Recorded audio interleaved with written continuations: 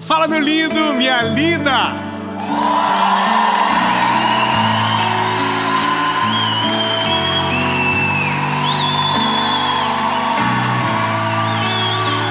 Ó, meu coração tá quentinho com vocês aqui. Tá muito maravilhoso. E eu espero do fundo do meu coração que você que está assistindo essa mensagem seja um abraço de Deus no teu coração. Que talvez o sentimento de falta que te fez vir para um vídeo como esse seja preenchido de uma maneira sobrenatural. Antes de começar essa mensagem, eu quero te pedir um favor.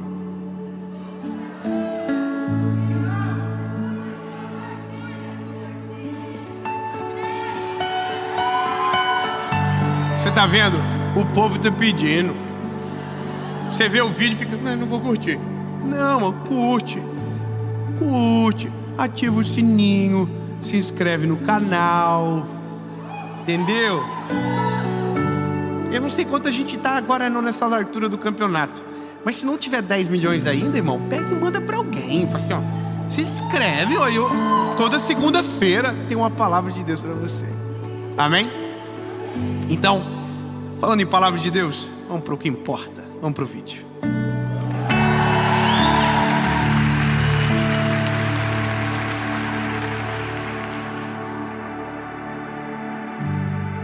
Lucas, capítulo de número 8, versículo de número 48, diz o seguinte: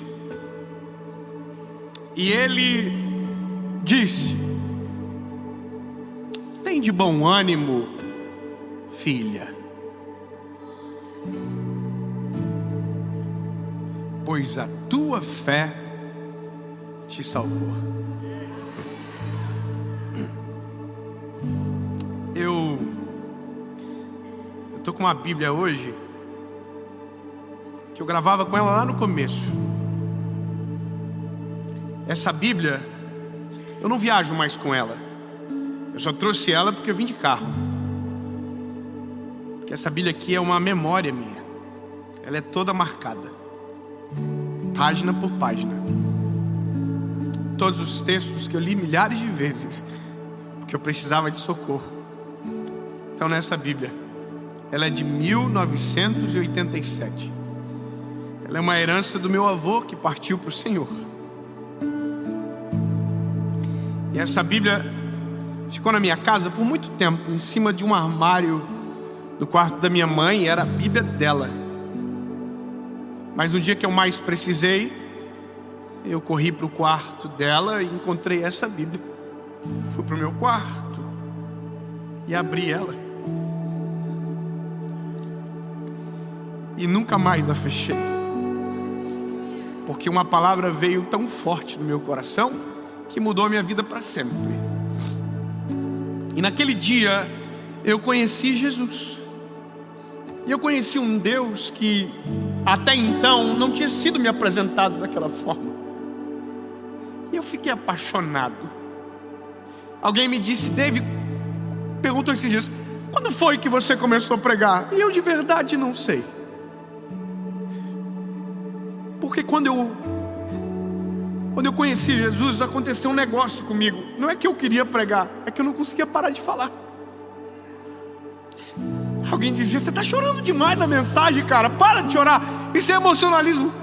Cala a boca, eu não consigo. Você acha que eu queria ser aquele pregador que, olha. Mas tudo o que eu estou falando já me pegou aqui, já me rasgou por dentro, já mudou o meu interior, já mudou a minha vida. Eu não estou falando de uma teoria, eu estou falando de uma verdade que mudou a minha história para sempre.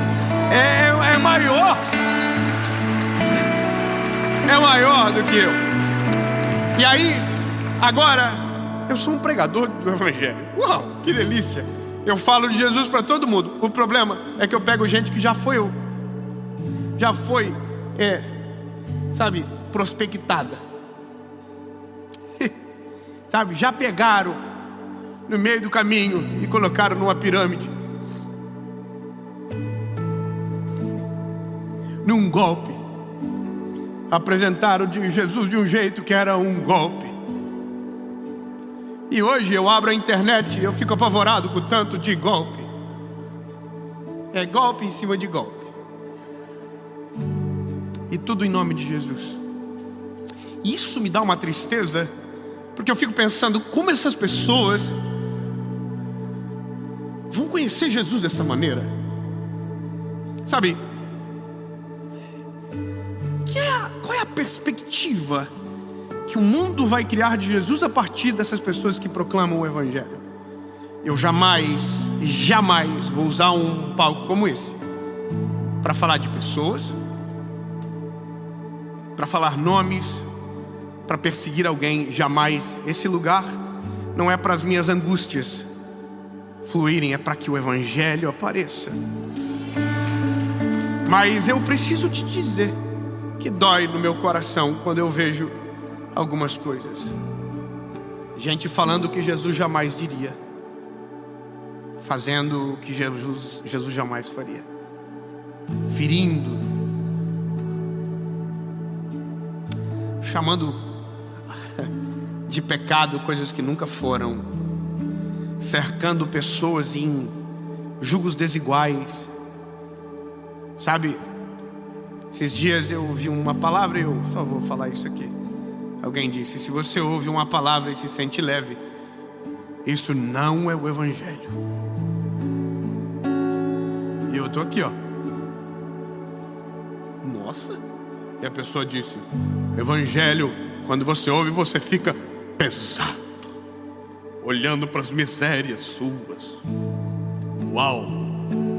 E eu tô assim: nossa, que horrível esse Evangelho. Porque o Evangelho de Jesus é deixar vir a mim aqueles que estão cansados, oprimidos, que eu vos aliviarei. Tomai do meu jugo que é leve, suave. Quer dizer que Jesus disse que é leve, mas nós estamos dizendo que é pesado. É tiro, porrada e bomba. E tem gente que morre de medo do inferno e por isso se chega até Jesus. E tem gente que morre de medo de morrer e por isso serve Jesus. E tem gente que está doente e por isso que serve Jesus. E na verdade os nossos motivos sempre estão equivocados, parece. Faz um pix.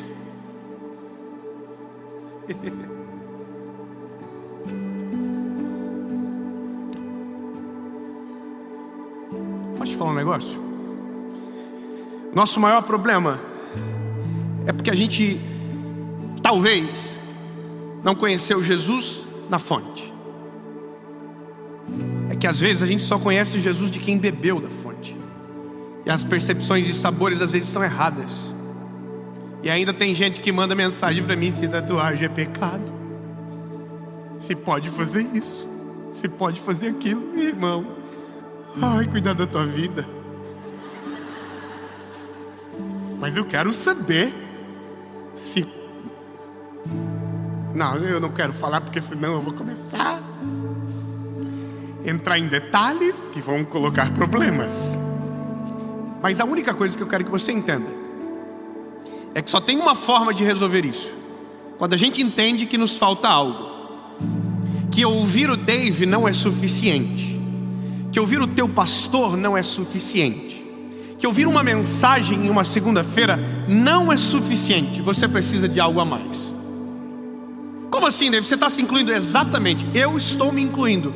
Eu não sou capaz de te ajudar a completar o caminho. Eu posso te ajudar no início dele, dizer: é para lá. Agora, lindo, você só vai conseguir se uma coisa acontecer com você. Porque foi exatamente o que aconteceu comigo. Sabe o que falta para nós? Uma experiência verdadeira com Jesus, com a fonte, não com quem bebeu dela. Porque eu vou te falar, eu sou ruinzinho, eu estava perdido, já perdi. Eu, às vezes falo umas coisas que eu fico: Deus da minha vida, você não era crente, rapaz? E aí eu preciso: Jesus, me perdoa, pelo amor de Jesus. Ele não, ele é perfeito, ele não erra, ele conhece tudo e todos, ele te chama pelo nome, ele deu o Filho na cruz do Calvário para morrer no seu lugar. Ele é perfeito, ele é Ele. Então, lindo, me esquece agora e foca numa coisa. Eu preciso conhecer Jesus na fonte. Eu preciso conhecer Ele na fonte. A fonte começa aqui. Quem tem isso aqui nunca está perdido. Quem tem isso aqui nunca é enganado. Porque alguém diz, é pesado. Você abre, é leve. Está escrito. A Bíblia diz que Ele vela para cumprir a sua palavra. E eu começo aqui a palavra que mudou minha vida. Isso aqui mudou minha vida. O texto que eu li é o final de uma história. Jesus olhando para uma moça dizendo, filha, a tua fé te salvou. É maravilhoso, o final é lindo, mas tem tanta coisa aqui que a gente precisa voltar. Eu já devo ter contado essa mensagem, essa história, não a mensagem, umas 30 vezes, pelo menos na minha vida. Em série, talvez umas 4. Mas nunca me canso. Porque agora o final é outro. Olha aqui. A Bíblia diz que tem uma mulher que tem um fluxo de sangue. Fluxo de sangue, aquele negócio que a mulher tem. É porque eu não sabia no começo, eu tive que... Verdade, pelo Jesus não sabia. Aí a minha esposa falou, é isso aqui. Eu falei, pronto, então é uma mulher difícil de lidar. Uma mulher que tem TPM. Quem a mulher sabe, não é fácil, é 5 dias.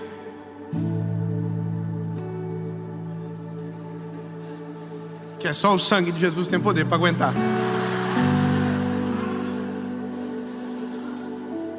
E tem mulher que tem a TPM, que é os 5 dias antes do negócio desandar. Quer dizer, desanda para nós 5 dias antes ainda. E essa mulher não tem isso 10 dias, não tem 7, ela tem 12 anos. Pronto. Essa mulher é doida, irmão. Essa mulher deve ser maluca de pedra. Porque ter isso no tempo desse tempo histórico aqui da palavra era muito pior do que agora. Quem tinha isso era impuro. Então não podia estar em lugar público, não poderia encostar em ninguém, não poderia cozinhar para ninguém, não poderia abraçar ninguém. Estava condenada a uma impureza que a cerceava de alcançar, de tocar, de abraçar, de amar, de se sentir amada. Essa mulher é um caos. E aí a Bíblia diz que tem um homem na cidade chamado Jesus. Só que Jesus tinha uma galera que andava com ele, uma galera que queria milagre, que estava interessado em ver o que ele ia fazer. Tinha os que estavam buscando motivo para condenar ele. Tinha os religiosos, os fariseus, e cada um dizia uma coisa sobre ele. Um dizia, ele é um falso profeta. Outros diziam, ele faz milagres. Outros diziam, ele está se achando. Que não espere que Jesus era unânime. Jesus era perfeito, unânime não. Perfeito ele era, mas na perfeição de Jesus irritava mais do que qualquer outra coisa. Foi perseguido, humilhado, maltratado. E esse era o cenário do enredo que cercava Jesus. E dentro disso tem uma mulher que tem uma doença e que concebe dentro dela tocar em Jesus. E ela diz, se eu apenas o tocar, eu sei que eu serei curada. E aí a Bíblia diz que essa mulher tem um grande problema: chegar até Jesus. Porque para chegar até Jesus, ela vai ter que romper com uma multidão, que se ela falar o que tem, ela vai ser escorraçada do meio da multidão. Se ela revelar o que ela passa, ninguém deixa ela chegar perto. E às vezes é muito isso que acontece. Tem muitos perdidos que não chegam até Jesus, porque o clube dele não deixa. Você não pode. Você não se encaixa nos padrões. Você não usa a roupa que a gente usa. Você não penteia o cabelo da gente do jeito que a gente penteia. Você não pode. E aí vai ter um outro clube que vai dizer, você pode fazer o que você quiser, não precisa fazer nada. Quer dizer, está cheio de confusão no meio dessas informações. Alguém diz, você não pode nada. O outro diz, você pode tudo. E está tudo errado. E essa mulher está, a uma multidão de Jesus. Então, para ela conhecer Jesus, ela vai ter que romper a multidão. Ela vai ter que passar pelo meio. E a Bíblia diz que é isso que ela faz. Ela ignora. Ela se esconde, ela se abaixa. Imagina a cena, ela indo rapidamente por baixo da visão de todos. E ela consegue chegar até Jesus. E a Bíblia diz que quando ela chega em Jesus, ela toca na orla do manto de Jesus. E imediatamente ela é curada. Preciso de 10 irmãs para celebrar isso.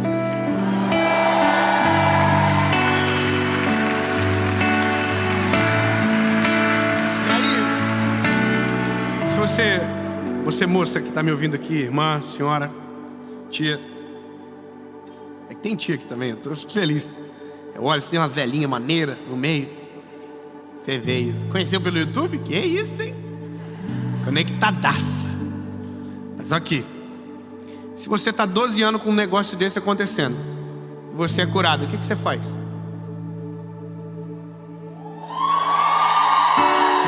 Essa mulher não. Essa mulher faz. Porque se ela gritar, a multidão acaba com ela. Porque se ela gritar, a multidão descobre ela. Então ela conheceu Jesus, mas ainda não conheceu de maneira plena. Ela conheceu uma faceta de Jesus, o Jesus que cura, mas ela não conheceu Jesus por completo. Eu vou te falar, lindo, tem gente que não conheceu Jesus por completo, e vai demorar muito, eu também não conheci. Mas tem gente que conhece só uma faceta de Jesus, só uma. Tem uns que conhecem, ele é um justo juiz. E aí tem gente que morre de medo, mas esquece que ele é o nosso advogado. Só que não conhece a outra parte. Então só é apresentada uma, vive dentro de um cabrestinho. Ai, não posso fazer isso, não posso fazer aquilo, porque ele está me julgando, ele está me olhando. E aí tem um que conhece só uma faceta, o amor, mas esquece que ele é um pai justo também. E aí, whatever you're doing, faz o que você quiser. O papai é um bobão. Ele é o pai. E pai que é pai, bota caráter no filho. Sabe, corrige porque ama, cuida, zela. E aí tem outros que tem outras vertentes. Ou seja, parece que a gente pega só um negocinho e isola do todo. Jesus é muito mais. E a mulher conheceu só uma faceta de Jesus. Ela tocou, foi curada e estava bom. Só que Jesus não. Jesus para. Jesus parou do nada e falou: alguém me tocou. Alguém me tocou. Todo mundo começa a dizer: eu não toquei no Senhor. Todo mundo se afasta. Eu acho que eu tenho um pouco de problema. Se eu estou no meio, eu digo: fui eu. Eu sou muito curioso, eu quero saber o que está rolando. Fui eu. Ele fala: não foi. Pois é, pensei que foi, mas... E a Bíblia diz que tem uma mulher escondida, tentando passar desapercebida. Quando entendendo que não conseguiria, e eu estou ocultando a parte do Pedro, que deu uma bronca em Jesus, dizendo: como assim? Alguém te tocou se está todo mundo te tocando? Bom, outro dia a gente fala do Pedro. Vamos falar da mulher. A mulher tem uma visão de Jesus, tá? E a visão de Jesus dela é a visão do religioso, do fariseu. Então quando Jesus diz: alguém me tocou, ela sabia que pela religião ela não tinha direito de tocar em Jesus. Ela sabia que aquele homem era santo e que ela não era. Então ela não tinha direito de fazer o que ela fez, porque ela só conhecia uma faceta de Jesus. E a religião é que tinha filtrado. O fariseu é que tinha filtrado. Então a Bíblia diz que ela estava tremendo de medo, assim, tremendo de medo, caída no chão. E ela diz: fui eu. E ela diz, que bonitinha, ela diz: mas eu não toquei no Senhor. Eu toquei na orla do teu vestido. Não toquei em você. Eu encostei só na orla do vestido seu. Ela está dizendo: eu sei que eu não posso. Eu sei que eu não sou digna. Então eu quero que o Senhor saiba que eu me coloco no meu lugar. Eu não encostei no Senhor, eu só encostei na orla do teu vestido. E tá todo mundo assim, ó.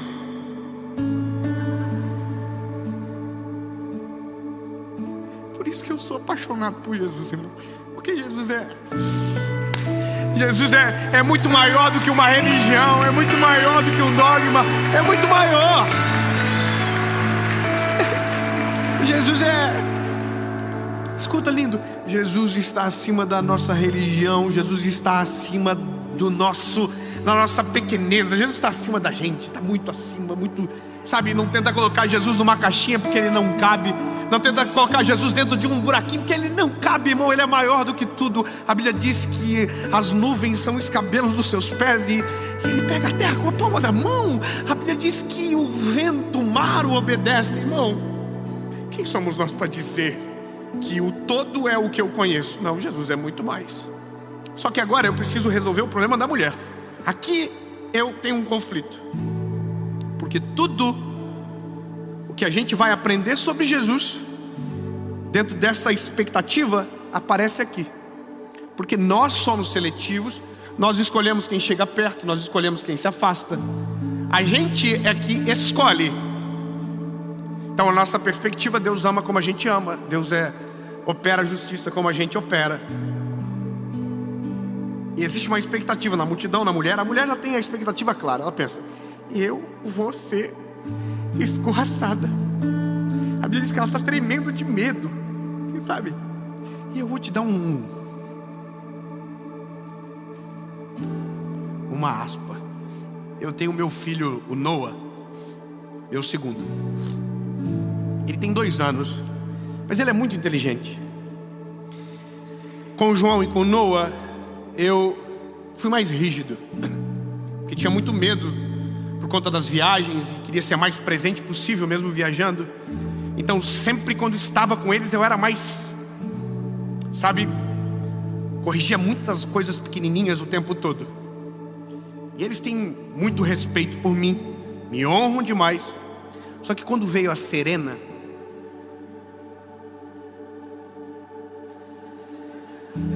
acabou o machão, irmão. Acabou.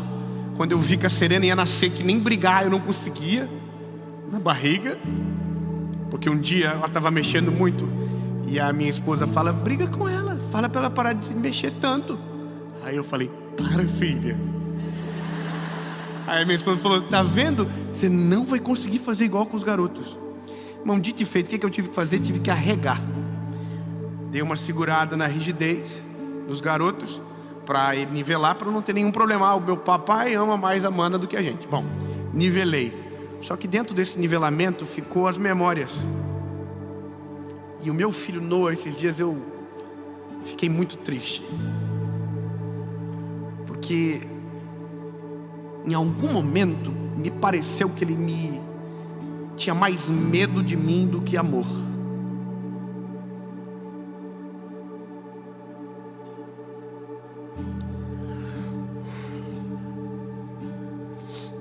Para mim foi muito pior ele sentir isso do que ter me desobedecido. Ele fez xixi na calça.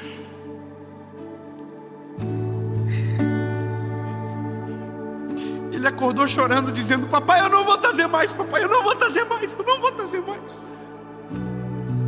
E ele me olhou aquele dia todo, ele dizia: papai, eu não fiz xixi na calça, papai, eu não fiz xixi na calça. E aquilo me deixou.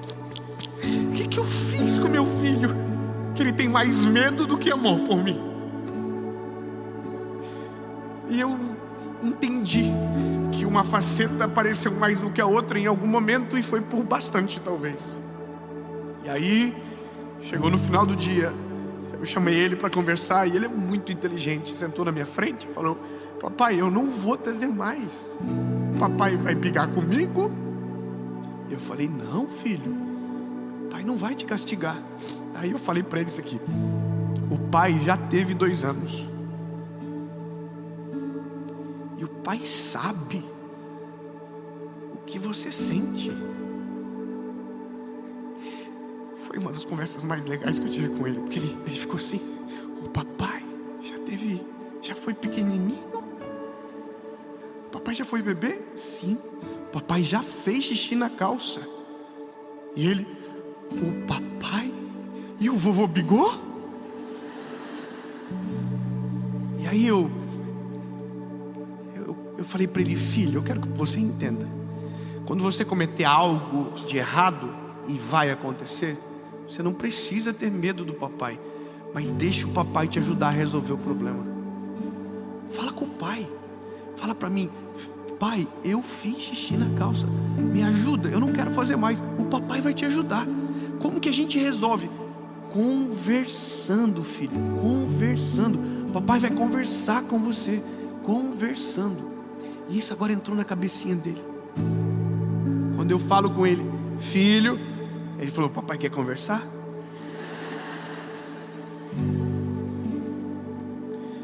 A minha luta é que o amor seja sempre maior do que qualquer outro sentimento com meu filho.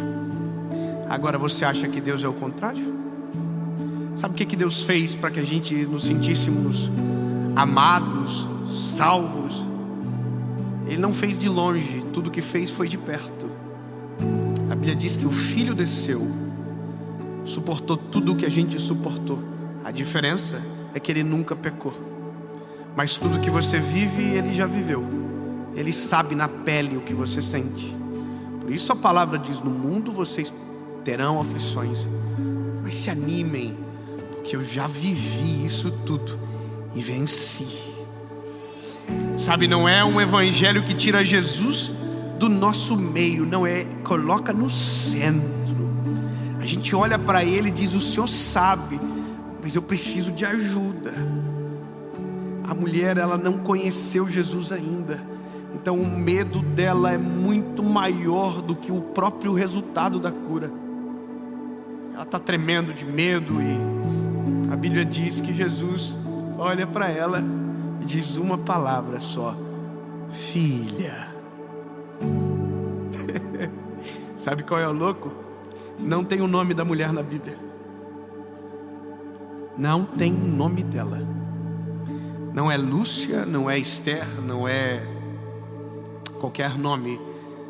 A gente só sabe duas formas o nome dela. O primeiro é o autor contando: é a mulher do fluxo de sangue. E a segunda é Jesus dizendo: é a minha filha.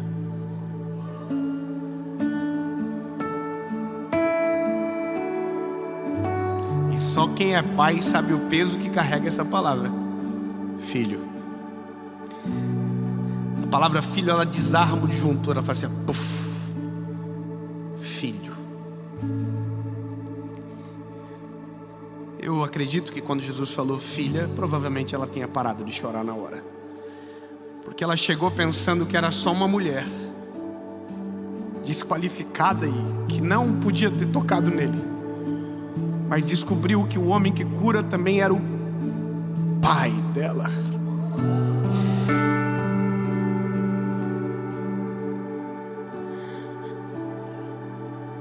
Até o 23 de abril de 2009 eu pensei que o Deus que eu servia era um Deus distante.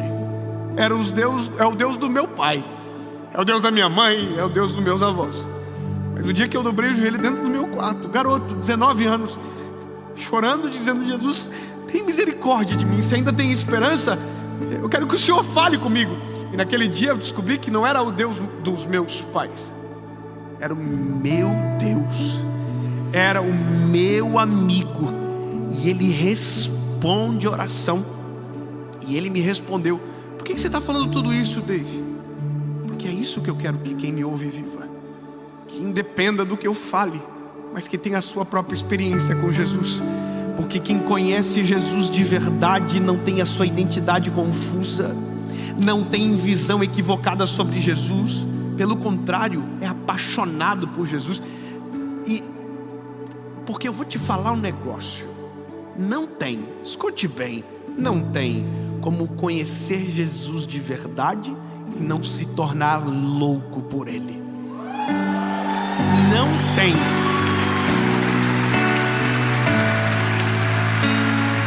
Como assim? Ele explica. Jesus é assim: quanto mais você conhece, mais apaixonante fica. Quanto mais você acessa, mais você quer. por isso que o segredo está em conhecer Jesus, não pelo que os outros me dizem, mas por quem Ele é. Essa mulher chegou através de Jesus para ser curada, mas saiu dali adotada. Tocou em Jesus, Jesus disse: não, filha, não, relaxa, filha. Ela estava assim, ó, fez. Jesus diz: a tua fé te salvou, vai em paz. Só tem um detalhe: Jesus ainda não tinha morrido na cruz. Como podia ter salvo alguém? Muito simples. O nome disso é herança. Tudo aquilo que é do pai já é do filho. Quando Jesus diz: a tua fé te salvou, Ele está dizendo: você é minha filha, meu bebê, tudo que eu tenho agora já é seu. Você pode viver a vida inteira sem conhecer Jesus de verdade, com facetas apresentadas em uma mensagem e outra, mas o dia que você conhecer Jesus, você vai entender que nunca precisava de nada. Tudo que você precisava tinha nele.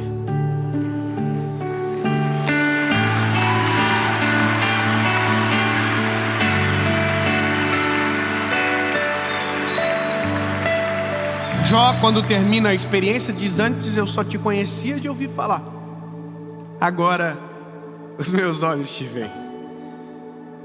A oração de hoje tem um motivo. Eu quero que essa oração seja ecoada pelo nosso país e fora dele. Você não vai terminar essa mensagem dizendo: Jesus, eu quero. Jesus, eu quero alguma coisa. Jesus, eu... Não, diga: Jesus, eu preciso te conhecer mais. Jesus, se revela a mim. Fala comigo, papai. Jesus, eu preciso de ti. Eu preciso de ti. Aonde você estiver, se você puder dobrar os joelhos, se não puder, feche os olhos e diga: Jesus, eu quero te conhecer melhor. Jesus, tu é muito maior do que as pessoas dizem. Tu é muito mais incrível do que a religião nos pintou. Tu és soberano, poderoso, mas eu quero te conhecer. Eu, Jesus, eu sou pequenininho, eu sou frágil, mas eu estou te pedindo como um filho: se revela a mim. Me deixa sentir o cheiro do teu perfume. Me deixa abraçar. Me deixa sentir a tua presença. Me deixa te conhecer mais, Jesus.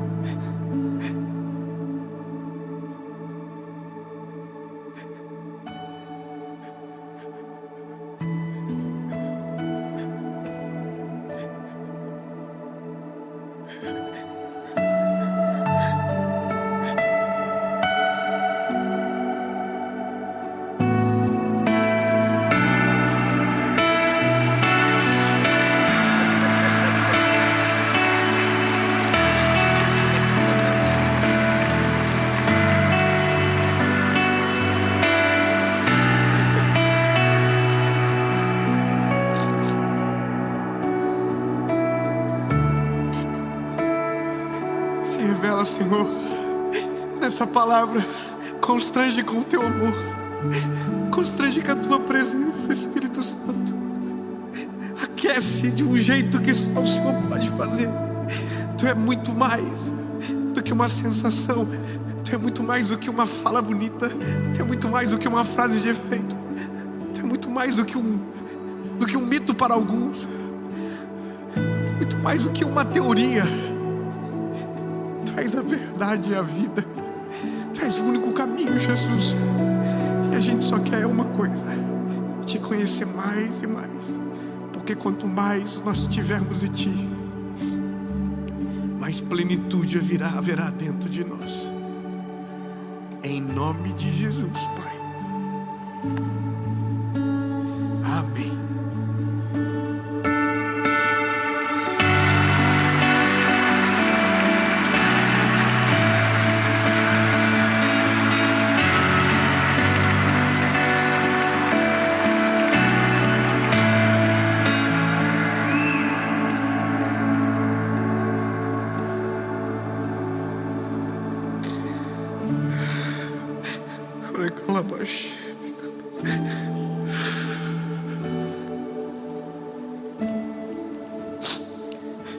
Jesus.